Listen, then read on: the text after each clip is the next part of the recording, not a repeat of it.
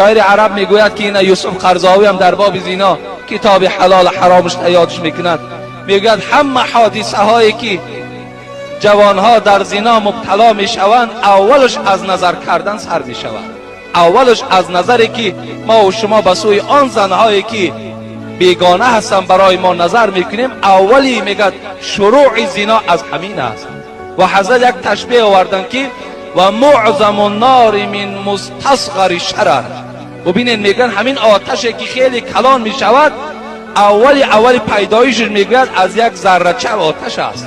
ببین ما و شما همون گوگرچویی که در میدهیم اولش اگر نظر کنیم یک خورده کک است، لیکن وقتی آتش میزنیم میدانها را همه را آتش میگیرد. اولش از چی بود؟ از آتش خرد بود. همین زنای کلانی که خیلی گناهی وزنین است اولش از چی سر می شود؟ از نظر کردن است.